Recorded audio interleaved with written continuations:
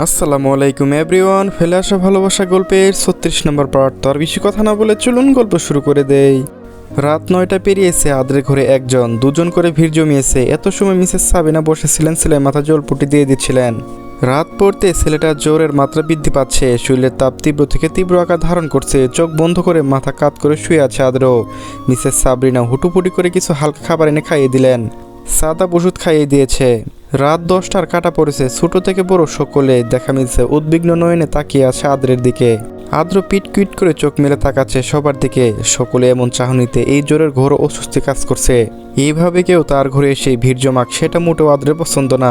জ্বর ধীরে ধীরে ছাড়তে শুরু হয়েছে। শরীরে ঘাম দিয়ে উঠেছে। মায়ের দিকে ইশারা করতে সামনে এগিয়ে ছেলের সামনে বসলেন। ছেলে দুগাল আলতো হাতে আঁকড়ে জিজ্ঞেস করলেন, কি হয়েছে?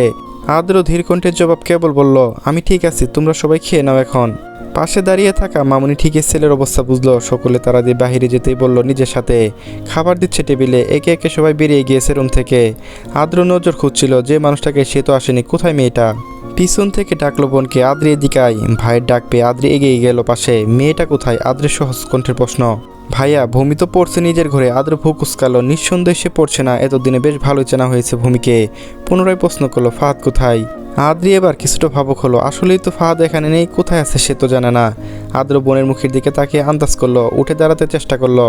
গা থরথর করে কাঁপছে জোরের ঘরে। মাথা বেশ ভারী, কিন্তু অথচ পড়ুয়া করলো না। বিছানা থেকে নেমে গদগদ পায়ে বেরিয়ে গেল রুম থেকে। ভাইকে যেতে থেকে আদ্র পিছু ছুটলো। পাশাপাশি রুমে হওয়া 4-5 কদম ফেলতেই এসে পৌঁছালো ভূমির ঘরের সামনে। ভূমি বইয়ের মুখ ডুবিয়ে বসে আছে। আদ্র সোজা ভিতরে ঢুকে এলো। নক করা ছাড়া বা ডাকা প্রয়োজন বোধ করলো না। তীক্ষ্ণ নয়নে দেখতে লাগলো এদিক সেদিক, কিন্তু ফাহাদ নেই কোথাও। আদ্রের কপালে মাঝে কাছাকাছি 3-4টে ভাঁজ পড়লো। অবাক হলো ভূমিকে দেখে, তো ফাহাদের উপস্থিতি না দেখে। হুট করে নিজের ঘরে আদ্রে প্রবেশ। ভূমি চমকালো। আদ্র এভাবে কখনো ঢুকে পড়ে না নক্কর না করে। ভূমি সোজা হয়ে বসলো। পরপর তাকালো আদ্রের দিকেও, কিন্তু কিছু বলল না। ভাবুক দৃষ্টিতে কিছু সময় চেয়ে প্রশ্ন করলো, ভাইয়া কিছু বলবেন? জিজ্ঞেস করা উচিত হবে না, নাকি তা হবে না ভেবে আদ্র কেবল মাথা দোলায়। ধীর কণ্ঠে বলে পর। এইটুকুই আদ্রের বাক্য সমাপ্তি ঘটে। বড় বড় পা ফেলে বেশি বেরিয়ে আসে ভূমির ঘর থেকে। ভূমি এখনো আহাম্মক বনে আছে। হুট করে আসলো, এদিক সেদিক তাকালো, আবার কিছু না বলেই চলে গেল। আদ্রির দিকে তাকালো। কিছুক্ষণ আগে বোনের উপর যেভাবে রাগ ঝাড়লো, এখন না বললে কেমন সংকোচ বোধ করছে ভূমির। যদি আদ্রি না বলে, মুখের সামনে বাক্য সাজিয়ে এনেও তা ফিরিয়ে নিচ্ছে পুনরায়। আদ্রি নিচ থেকে এগিয়ে এলো। সন্দিহান দৃষ্টিতে তাকিয়ে জিজ্ঞেস করলো, তুই কি আসলে পড়ছিলি ভূমি? ভূমি এবার কিছুটা সাহস পেল। নিজের মনের সংকোচ ভাবনাটা কিছু দূর হয়েছে। আদ্রি নিজে থেকে এসে কথা বলাই। ভূমি উঠে বোনকে ঝাপটে জড়িয়ে ধরে কাঁদো কাঁদো মুখ করে বলে, সরি আদ্রি, তখন মেজাজটা একটু খারাপ ছিল, এই জন্য এভাবে কথা বলেছি, রাগ করিস না প্লিজ। আদ্রি ভূমিকে এক হাতে ঠেলে সামনে এনে বলল, তোর পুরনো কথা বাদ দে, এইসব কিছু না। তার আগে বল, ফাহাদ ভাই কি তোর রুম এসেছিল? ভূমি স্বাভাবিকভাবে উত্তর দিল, হ্যাঁ এসেছিল তো। আমাকে পড়িয়েছে কিছু সময়, মাত্রই বেরিয়ে গেল। কারো ফোন আসায় তারপরে তোরা ঢুকলি। যাক, ভালো হয়েছে চলে গিয়েছে। ভাইয়া যেভাবে তেরেলো, এখানে যদি দেখতো হয়তো আসার আস্ত রাখতো না দুজনের। আদ্রি বুকে হাত চেপে কথাটা বলে ভারী নিঃশ্বাস ছাড়ল। কিন্তু ভূমি কিছু বুঝলো না। টেপ করে তাকিয়ে আছে বোনের দিকে। অজানা ভঙ্গিতে প্রশ্ন করলো, ও মা, আমরা আবার কি করেছি? কেন আস্ত রাখবে না? সেটা তোর না জানলেও চলবে। এখন খাবি চল, মামুনি ডাকছে। ভূমির কমে আসা রাগ অভিমান খাওয়ার কথা শুনে পুনরায় উঠে এলো। গাল ফুলালো। বুকে হাত ভাঁজ করে বিছানায় বসতে বসতে বলল, আমি খাবো না, তুই যা। আদ্রি বেশ খানিকক্ষণ জোরাজুরি করে পারল না বোনকে নিয়ে যেতে। পরপর মা মামুনি সবাই ডেকে গেল, কিন্তু ভূমির একটাই উত্তর, সে খাবে না। সকলের ডাকে যেন অভিমানটা তরতর করে বাড়তে লাগলো। কিছু সময়ের জন্য ভুলে আসা বিষয়টা পুনরায় মস্তিষ্কে সজাগ হয়ে উঠল। সে খেয়ে দিয়ে নিজের শরীর সুস্থ রেখে কী করবে, যেখানে আদ্র ভাই বিয়ে করে অন্য হয়ে যাবে? তা কি একই বাড়িতে বসে নিজের চোখে দেখব? কথাটা ভাবতেই ভূমির বুকে জোরালো একটা আঘাতের ন্যায় ব্যথা করে উঠল। শিহরণে কম্পিত হলো সারা শরীর।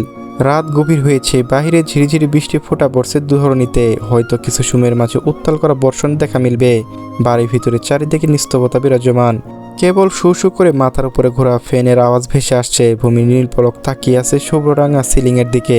পাশে কাদার মতো নাক তুলে ঘুমাচ্ছে প্রিয়া। মাইশা নেই, দুপুরে পড়ে গিয়েছে নিজ বাড়ি। যেতে চায়নি আদ্রের এমন অবস্থায় ফেলে, কিন্তু যেতে হলো নিজের দাদা দাদি জোড়াজুড়িতে। আর মা বাবার কথায় সাদা ভাই দিয়ে এলো। সময়টা ভূমির জন্য বেশ প্রশান্তি ছিল। জীবন থেকে কিছুদিনের জন্য অন্তত উইকেট ঝামেলাটা বিদায় হয়েছে। পুরপুরে মনে সারা বাড়ি ঘুরে বেড়াচ্ছিল 3 বোন, কিন্তু তার সহ্য হলো না এই বাড়ির মানুষগুলো চেপে বসলো আদ্রের বিয়ে দিতে। বেশ খানিকক্ষণ এপাশ ওপাশ করে ভূমি নিজেকে জাগিয়ে রেখেছে। ঘুমালে যে নিজের উদ্দেশ্য সফল হবে না, এখন কিছুতেই ঘুমাবো না। পাশে রাখা পেয়ার ফোনটা অন করতে সময়ের কাটা জানান দিল 1:45 মিনিট। ভূমি উঠে বসলো। নিশ্চয়ই এই মুহূর্তে সকলে গভীর ঘুমে। আদ্র ভাই ঘুমাচ্ছে ওষুধ খেয়ে। পাশে রাখা ওড়নাটা টেনে গায়ে জড়িয়ে ধীর পায়ে হেঁটে বেরিয়ে এলো নিজের ঘর থেকে। আজও সে যাবে আদ্রের ঘরে। কালকের করা সেই শয়তানি মাথায় চড়ে বসেছে। ভূমির সেই অনুভূতি পুনরায় অনুভব করতে ইচ্ছে জেগেছে। ঘুমন্ত আদ্রকে একটিবার জানাতে ইচ্ছে করেছে নিজের মনের কথা। দরজা চাপানো হালকা হাতে ঠেলে ভূমি ধীর পায়ে ভিতরে প্রবেশ করে এলো। মিটি লাইটের আলো। এগিয়ে বসলো আদ্রের পাশে। কি আরামসে না ঘুমাচ্ছে পাষাণ লোক তার ঘুম হারাম করে। লোকটা কি একটু ভয় হচ্ছে না যদি পরিবারের লোক জোর করে সত্যি বিয়ে দিয়ে দেয়? অবশ্য তার উপর জোর খাটানোর সাধ্য কারণেই। কিন্তু সে তো কখনোই মা মামুনের কথা ফেলবে না যদি চেপে ধরে। তারাই তো একমাত্র এই লোকটার প্রাণ। ভূমি কিছু সময় চেয়ে থাকলো এইভাবে। হাত নেড়ে দেখলো আদ্রের ঘুম কতটা ভারী হয়েছে। না, নাড়াচাড়া করছে না। ভূমি গালে হাত দিয়ে ফিস করে কণ্ঠে বলতে শুরু করলো, আদ্র ভাইয়া, ভূমি আপনাকে ভালোবাসে। যতটুকু ভালোবাসলে আপনাকে হারিয়ে ফেলার ভয়। মনের ভিতরে হৃৎপিণ্ডটাকে কুকরে খাবে ততটুকু ভালোবাসি। আপনাকে কিভাবে সেটা বোঝাবো? আপনি কি সত্যি বিয়ে করে নেবেন? কেন তখন কিছু বললেন না? নিষেধ করে দিলেন না প্রতিবারের মতো? আপনার মনে জায়গা পাওয়ার উপায় যে আমি খুঁজে পাচ্ছি না। ভূমি বিড়বিড় করতে থাকলো। কত সময় পর জানা নেই নিজের সকল অভিমান ঘুমন্ত আদ্রের প্রতি ঠেলে দিল। কিন্তু আদ্র একটু নড়ল না। সে ঘুমাচ্ছে বেঘরে। ভূমি পরিশেষে হাসলো। আলতো করে নিজের ওধর ছুঁয়ে দিল আদ্রের ললাটে। বেরিয়ে সোজা হয়ে গেল নিজের ঘরের দিকে। মাঝরাতের পর থেকে সারাটা রাত ভারী বর্ষণে তাণ্ডব চলেছে। চারিপাশ ভিজে নেই একাকার। রোডঘাট এই মুহূর্তে নিশ্চয়ই কাদামাটি, আর জায়গায় পানি জমে টুইটুম্বুর। সকাল 9টা পেরিয়েছে ঘড়িতে। সকলে উঠে যে যার মতো করে ব্যস্ত হয়ে পড়েছে।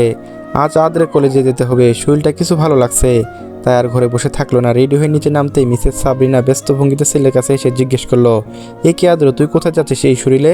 কলেজে যাবো মামুনি, নাস্তা দাও। আদ্র স্বাভাবিকভাবে কথাটুকু বলতে তাকালো চারপাশে। চড়িয়ে সিটিয়ে ছোট সকলে বসে আছে যে যার মতো। আদ্রের নজর ভূমিকে খুঁজলো, কিন্তু মেয়েটা এখনো নামেনি নিচে। প্রতিদিনের নেই সুমে চলে আসলো টেবিলে। একসাথে বসে নাস্তা করে আজ নামলো না দেখে আদ্র ভূ প্রসারিত করলো। বার কয়েকবার চোখ ফেলে তাকালো সিঁড়ি বেদ করে উপরের দিকে। আদ্রের খাবার শেষের দিকে উঠে পড়লো নিজের মতো। কিচেনে হাত ধুয়ে এসে মামুনিকে জিজ্ঞেস করলো, ওই মেয়েটা কোথায়? আদ্রের মুখে এই মেয়ে ডাক সম্বোধন কার জন্য বরাদ্দ তা সকলে জানা। মিসেস সাবরিনা অতিষ্ঠ ভঙ্গিতে জবাব দিলেন, আর বলিস না, কালকে ছোট একটা কথা বলা হুট করে কেন জানি রেগে গেল। রাগ করে রাতেও খেলো না। এখন সবাই খেয়ে নিল, কিন্তু মহারানী নাকি এখনও উঠেনি ঘুম থেকে। উঠে ঠিকই ইচ্ছে করে শুয়ে আছে। মিসেস সাবরিনা এসব বলতে হাতের ভাজির বাড়িটা নিয়ে এগিয়ে গেলেন কিচেনে। আদ্র বাহিরে যেতে নিয়েও হাতে থাকা ব্যাগটা চেয়ারে রেখে উঠে এলো উপরে। দরজা ভিতর থেকে বন্ধ করা। আদ্র দরজা নক করে ডাকলো, এই মেয়ে, কি সমস্যা? এই সকালে দরজা কেন লক করে রেখেছ? ভিতর থেকে জবাব এলো না। আদ্র বেজায় বিরক্ত হলো। মুখে স্পষ্ট ফুটে উঠেছে। পুনরায় ডাকলো। বেজোরে আঘাত করছে দরজায়। অন্যদিকে প্রিয়া ভয়ে জীর্ণশীর্ণ অবস্থা চুপটি করে বসে আছে। দরজা খুলতে চাইছে কিন্তু ভূমি দিচ্ছে না খুলতে। সে সকাল থেকে কাঁদছে, থামার নাম নেই। প্রিয়া কত কি বোঝাচ্ছে, কিন্তু তা শুনে কে? মেয়েটা ইচ্ছে করে বুঝতে চাইছে না। চোখে দেখা তো সবার সত্যি হয় না। প্রিয়া নিজের মাথায় চাপড় দিচ্ছে, কেন এই মেয়েকে বুদ্ধি দিল এমন, যা ওর মাথায় ছিল না। ছোট একটা বিষয় নিয়ে এখন কেঁদে একাকার। আদ্র পরপর কয়েকবার ডেকে বিরক্ত হয়ে ঝাঁচালো কণ্ঠে চেঁচিয়ে উঠল, পিয়া দরজা খোলো। মেজাজ খারাপ হলে কিন্তু দুজনের কপালে খারাপ কিছু জুটবে। পিয়া ভরকে গেল। সে যে ভূমির সাথে ভিতরে আছে তা বুঝতে পারা গিয়েছে আদ্র ভাইয়া। চা ভেবে আর বসে থাকলো না।